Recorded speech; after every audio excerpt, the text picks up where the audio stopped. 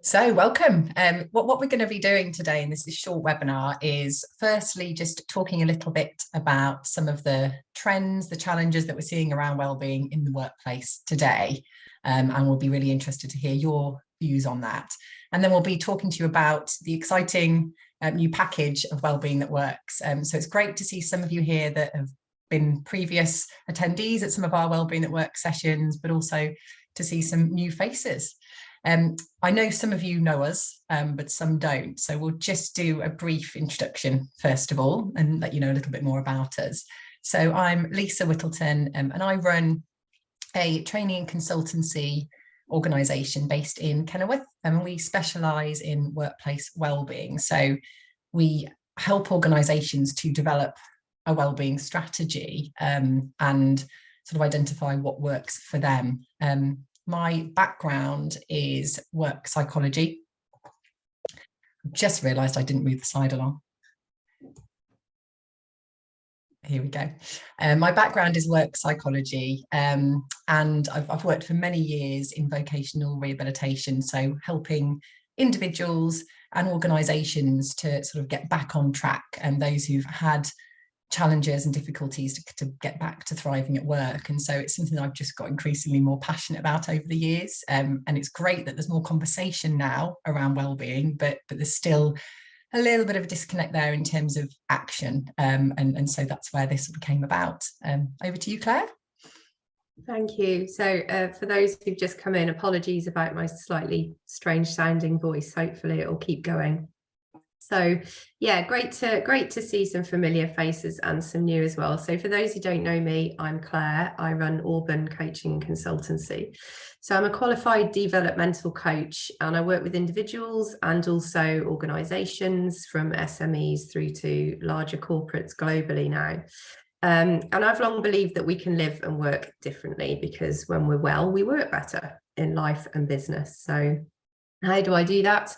I lead with evidence-based understanding and techniques to help you raise awareness of what well-being really looks and feels like physiologically, but more so what that means for you as an individual. But organisationally, how managers in particular can recognise it within their teams. So I also run sessions. These are often virtual, but becoming physical again now, which is great. Anything from an hour to kind of half a day, which may be starting with the basics of psychological well-being, moving through to things that are more niche around what we're seeing and hearing within an organisation. So that might be sleep, it might be gut health, it might be resilience, etc. I also collaborate with other people such as Lisa and lovely Hannah, who some of you may know from Wellbeing That Works as well, if I need a specialism in an area such as sleep. So I work with individuals one-to-one in a coaching capacity, because also what I see is where we want to make change or where we want to move forward towards something that we want to achieve. We can only do that if we're coming from a place of well-being and a place of resilience. So that's the work I do one-to-one with individuals. One of my passions, which sounds a funny thing to say in a minute, is stress. I'll talk a bit more about that shortly, but helping people understand what the spectrum of stress really means. And for those of you who come on my wanders and have known me for longer, you'll also know I like to get people outdoors in nature for the benefit it brings to their well-being, increased collaboration, solutions thinking, and creativity. Fantastic. Right. So what are we seeing at the moment? And we've kind of had a think, haven't we, Claire, about what we're hearing from organisations that we're working with, what we're reading, and we've just tried to summarise really some of those trends. So yeah, firstly, stress and burnout. I mean, this is your big area, Claire. So yeah, you can hear it in me at the minute. It's really good, isn't it? Yeah, stress and burnout, I mean, they've become almost two kind of almost throwaway terms in the last couple of years. There is no doubt that burnout has become a really hot topic when it comes to well-being. But what really underpins that is stress. And stress has become this really overused but misunderstood term. We use it as a catch-all. We kind of throw it around, you know, oh, I'm a bit stressed. Oh, how are you? I'm a bit stressed, but I'm okay. You know, oh, is John okay? He doesn't seem quite right. Oh yeah, he's probably just a bit stressed. And a little bit of stress can be good for you. Don't get me wrong, stress at the right level can help us perform. So if you've ever come into contact with the Yerkes-Dodson pressure performance curve, you'll know that certain amounts of stress can help us perform at our best. What we're seeing, however, is that the way we're living and the way we're working is perpetuating levels of stress that are consistent and outside of that area that helps us perform well. And that's partly due to the fact that stress is a valid reaction within our bodies. It's a reaction to a stressor. And back in the day, that might have been a woolly mammoth or a pterodactyl, or something in between. But what we have now is these kind of consistent micro stressors, I like to think of them as. And they look like the little red dots on your phone. They look and they sound like the kind of ting, ting, da, da, da of your Skype and your Zoom and your notifications and your Outlook calendar going off. They look like the traffic light you're stuck at. They look like the queue you're in at the supermarket. And so we live in this prolonged state of stress, which means we have consistently raised levels of adrenaline and cortisol in our bodies, both of which are valid hormones. However, we don't want them there all the time. The long-term reaction to that is that we get both physiological and physical well-being challenge. So one of the things I see in particular is people not recognizing when they're stressed and what in particular that physiological reaction looks like. So that headache that you get at 3 o'clock every day, that tension you're experiencing in your shoulders, the reason that you're consistently picking up sports injuries when you're running at your normal level, etc. So helping people understand how stress manifests in the body, what the stress reaction actually is, and how we can help to manage it. Because, as I say, we're living in an environment where that's become more difficult. So understanding and being able to make clearer choices around, okay, if we've got elevated levels of stress in our body, what do we need to be thinking about so that we're not perpetuating that? So staying away from caffeine, making sure we get up and move, using our breath to come back to ourselves and implement our parasympathetic nervous system, etc. If we can get that under control, we can less likely get on this path to burnout, which is obviously quite far up the spectrum. There's a spectrum of burnout, but burnout is not a place we want to visit. Lisa, is there anything you want to add on that? I think that, well, just to say that from a workplace point of view, I think, like we see a lot of organisations that are putting in some great initiatives around wellbeing. However, they're not necessarily having the desired impact, because some of the sources of stress perhaps are ingrained in the organisational culture. It could be around working hours, it could be around breaks. It might not even be that it's the work environment as such, but it's the pressures or expectations the employees have on themselves.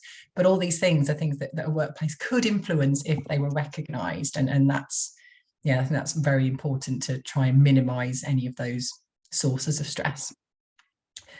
And we won't run through each of these in detail as such, but we know that there's a cost of living crisis at the moment, so financial worries are on the rise, and definitely impact on that or compound that stress. Hybrid working, have we got it right? I don't know, flexible working, it's still quite a challenging area. There's a lot of talk of the 4-day week and a lot of pressure for companies to try and make that work when maybe it isn't right for your industry. So sometimes there's that fear of even starting or trialing something because it might not work. But it's okay to have a go at things, and see how they go. Also, in terms of management and leadership, so we're seeing an increased need to support and upskill our leaders and managers. They've got a lot of responsibility now, and well, always have had. But I think the sad thing is that we saw through the pandemic and actually a decrease in companies investing in their managers and leaders due to a lot of other pressures, the cost of things. But actually, that's when we've needed it most, really. It's become so apparent that the compassionate leader, one with empathy, one that uses coaching methods, is far more effective. And I mentioned earlier that disconnect between talking about well-being, it is it's on the agenda more if you type into, Google webinars on well-being. There's just so much out there, but it is a bit of a minefield and it can be confusing. And I think for a company, you start looking and you just think, oh, where do I even start with this? What's going to actually work for my organization? So I'm just going to launch a poll, which should pop up on your screens now, just to find out from you which of the following you're seeing as a challenge or a trend within your workplace. Has that worked, Claire? Yeah, that's up. I think one thing I was just going to add as well, Lisa, is that all of these things that we see, they're interrelated, right? So, especially when we think about the increased need to support and upskill managers and leaders, so often they're being tasked with leading on a wellbeing strategy or supporting those in their team. If they're already stressed and burnt out, they're not in a position to be able to recognize that, exercise self-compassion, and therefore it's even more hard to exercise compassion for those around you. Equally with things like financial well-being and worry, yes, our lowest paid workers are seeing the biggest impact of that, but there's lots of evidence that those further up the pay grade are experiencing it as well. The cost of living is impacting everybody in the same way. So, that kind of disconnect that I quite often see and have seen very recently with an organisation is, I think their phrase was, the biggest challenge here is getting something off the ground. And that's because we're asking a collective group of people who aren't feeling that well to think about well-being for themselves and others. And so we get that place you just spoke about of how do we start this? What is the first step? And how do we make it feel bite-sized and realistic? Yes. So I'll let you get back to the poll. No, that was helpful. And so I'll just end that. Share results. I'm hoping this works. So yeah, increased stress and burnout, and disconnect between wellbeing discussions and whether they're having positive impact are the most popular up there. But yeah, increased need to support and upskill leaders. So we are seeing that. Feel free to add anything else into the chat around this as well. I know somebody said they would have liked to have chosen more than one option. So yeah, please feel free to feedback into the chat, because it's really useful for us to get a fuller picture. Yes, that was my bad when I set up the poll. Yeah, that's probably not representative then of what we're seeing.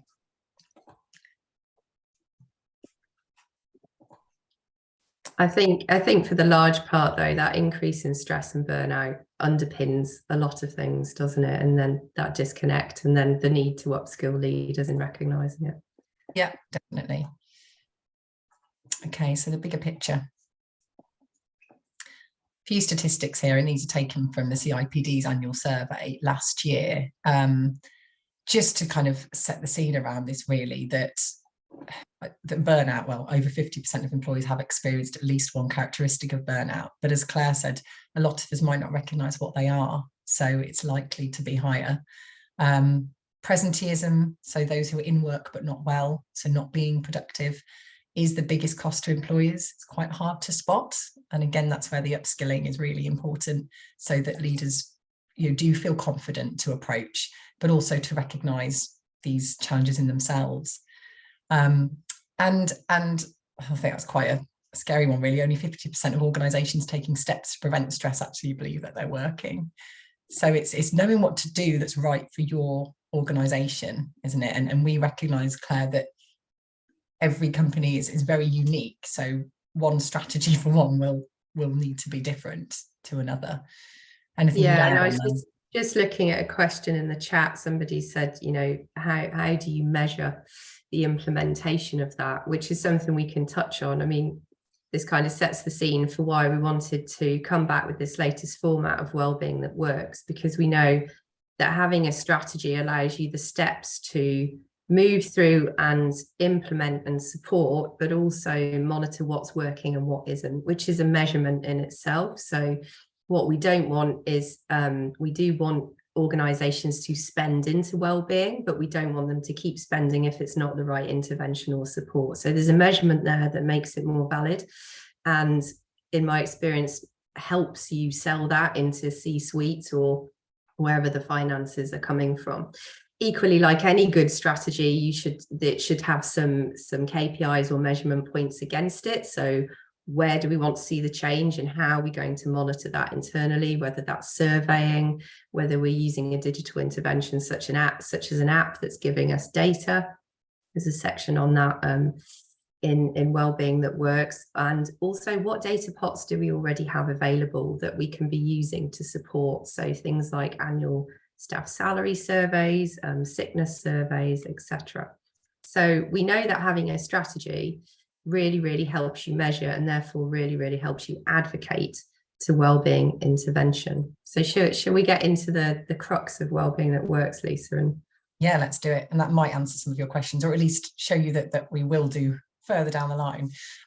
So Wellbeing That Works, it's designed to support anyone who is looking to begin the wellbeing strategy. Maybe they've already started and they need to, or they want to refresh it, or get some sort of fresh ideas, or hear from others on what's working for them.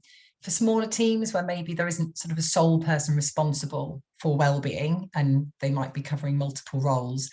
And also you might have wellbeing champions internally that would want to upskill on this, so that they're bringing the most up-to-date and evidence-based kind of initiatives to the organisation. So Claire, how does it work?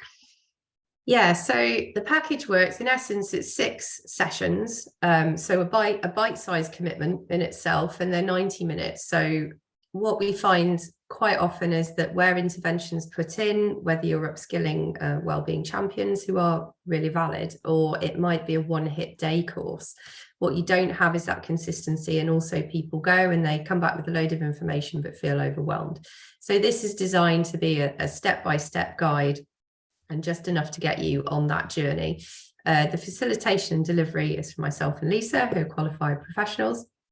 We're going to give you additional resource to help you develop the strategy, along with takeouts from the sessions. So for those of you who've attended our sessions before, you'll know they're really good quality evidence-led documents. So they play back what you've given us insight on during those sessions, and we'll also give you tricks and templates and tactics that you can take back into your organization and use.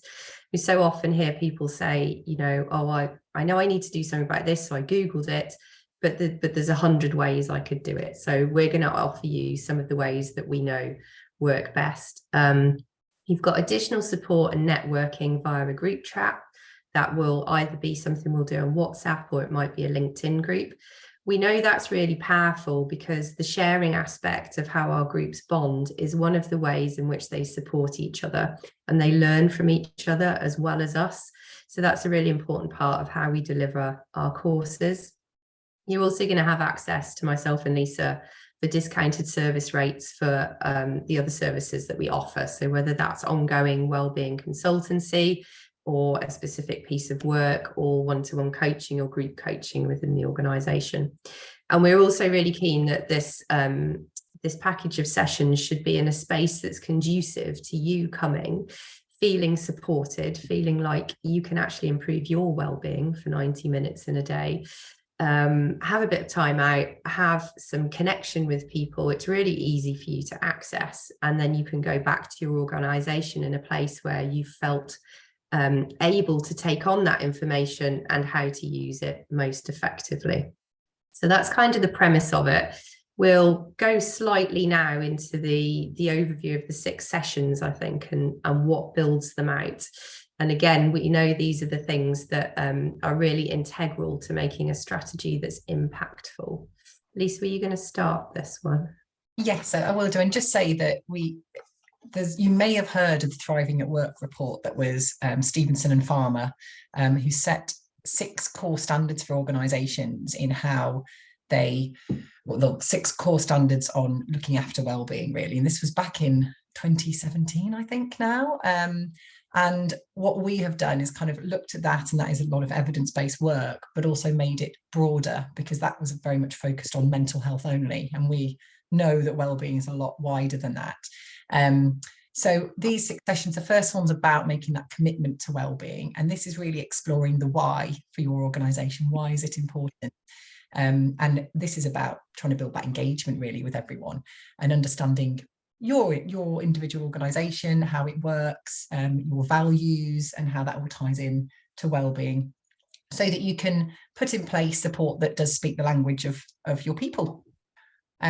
Gathering the data, that's already been touched upon, really is such a tricky one, and there isn't necessarily a set way, but through the sessions, exploring with each other what has worked and what hasn't, and then also a bit of guidance from us on things that you may not have thought of in terms of measuring impact. It might be behaviours, it might be, I suppose it's being clear on your why, what it is that you're maybe looking to change, and then looking at ways of measuring that rather than it being a one-off survey. Did you want to continue, Claire, or?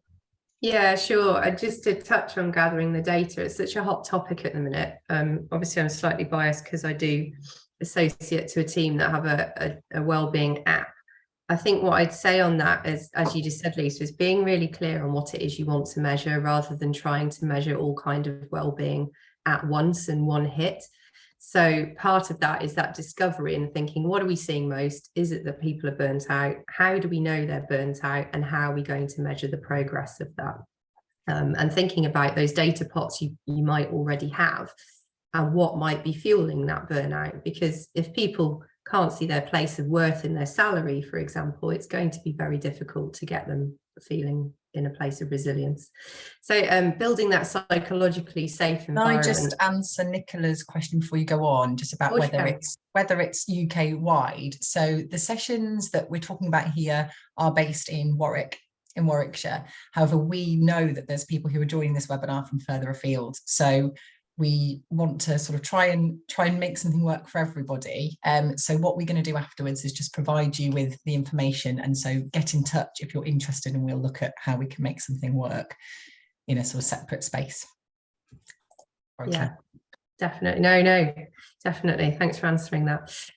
Yeah, building that psychologically safe environment is hugely important. And as I just touched on with why we run our sessions in the format that we do, we know that we provide that for people who come to our sessions, and by virtue of that, that's what makes them most impactful. So it's thinking about how we build that within our workspaces as well. And we know that with the best will in the world, lots of organizations have interventions in place such as wellbeing champions, which are great and really valid, but people don't always feel psychologically safe in approaching those people. So it's thinking about how do you put in a range of touch points and spaces that people are best signposted to and can feel psychologically safe to access them.